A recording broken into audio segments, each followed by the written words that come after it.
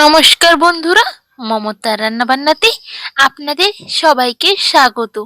আপনারা সবাই কেমন আছেন? আশা করি ভালো আছেন, আর আমিও অনেক ভালো আছি।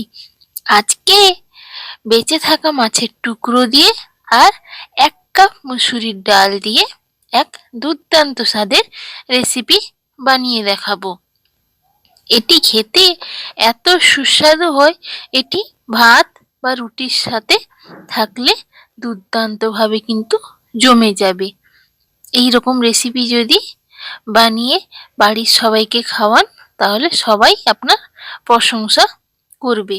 তো ভিডিওটি শুরু করার আগে যারা যারা আমার চ্যানেলে নতুন আছো, তারা অবশ্যই কিন্তু চ্যানেলটিকে সাবস্ক্রাইব করে নেবে এই রকম নতুন নতুন রেসিপি দেখার জন্য। তো চলুন ভিডিওটি শুরু করা যাক। তো প্রথমেই আমি এখানে একটি পাত্র নিয়েছি। এবার ওই পাত্রে আমি 1 কাপ পরিমাণ মুসুরির ডাল নিয়েছি।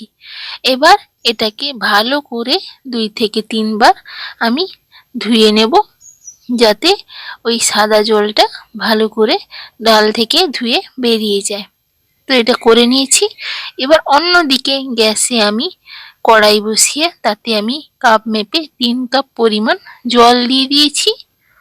এবার জলটা হালকা গরম হয়ে এলে ওই ধুয়ে রাখা মুসুরির ডালটা আমি দিয়ে দিলাম। এবার এটাকে আমি লো টু মিডিয়াম ফ্লেমে 5 থেকে 7 মিনিটের জন্য ঢাকনা দিয়ে আমি এটাকে সেদ্ধ করে নেব একদম ভালোভাবে।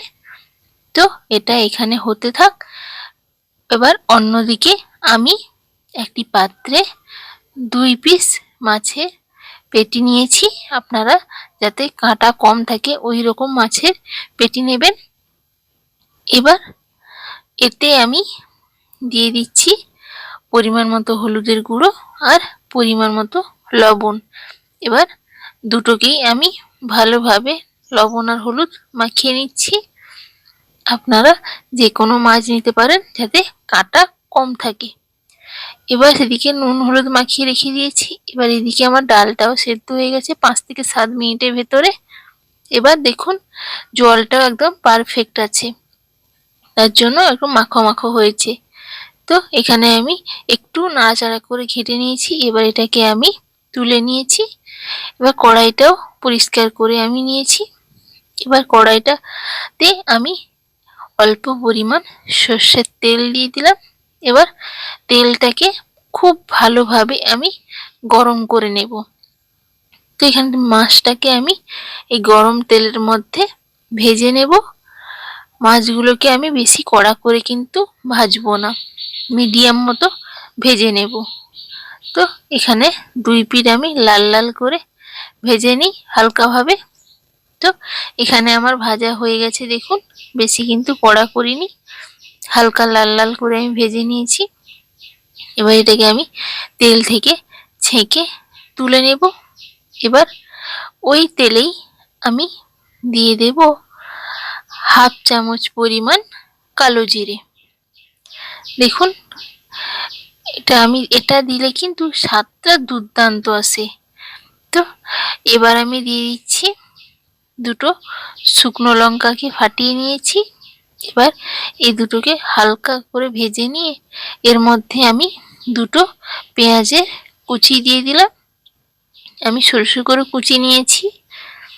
এবার এটাকে আমি নাড়াচাড়া করে ভেজে নেব। পেঁয়াজটাকে কিন্তু হালকা লাল লাল করে ভেজে নিতে হবে। তো গ্যাসের আঁচটাকে লোতে রেখে পেঁয়াজটা এখানে ভাজা হতে থাকুক। ততক্ষণে এদিকে আমি ওই যে মাছটা ভেজে রেখেছিলাম, মাছটা কিন্তু ঠান্ডা হয়ে গেছে। এবার মাছের থেকে আমি কাঁটাটাকে আলাদা করে দিচ্ছি। তো ভালোভাবে মাছের মধ্যে দিয়ে কাঁটা না থেকে কাঁটাগুলোকে বেছে আমি আলাদা করে দিচ্ছি।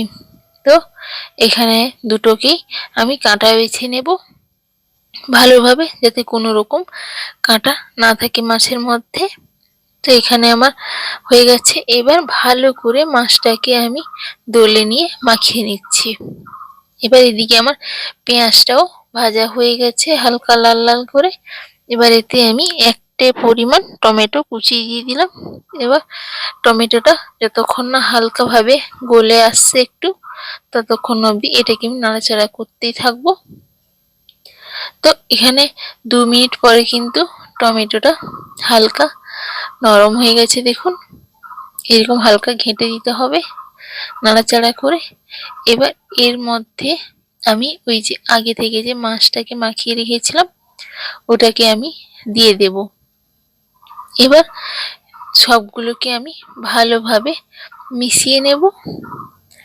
তো এখানে 2 মিনিটের মতো ধরে এটাকে কিন্তু মিশিয়ে নিতে হবে মশলাটির সাথে। মাছটিকে মেশানো হয়ে গেলে এবার এর মধ্যে আমি ওই যে আগে থেকে ডালটি সিদ্ধ করে রেখেছিলাম ওটাকে এবার এর মধ্যে আমি দিয়ে দেব।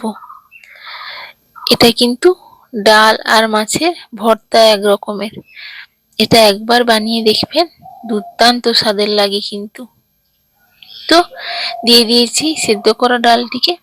এবার এর মধ্যে আমি দিয়ে দেব পরিমাণ মতো হলুদের গুঁড়ো আর দিয়ে দেব স্বাদ মতো লবণ আর দিয়ে দেব অল্প পরিমাণ জল, যাতে কড়াইয়ে মশলাটি লেগে না যায়।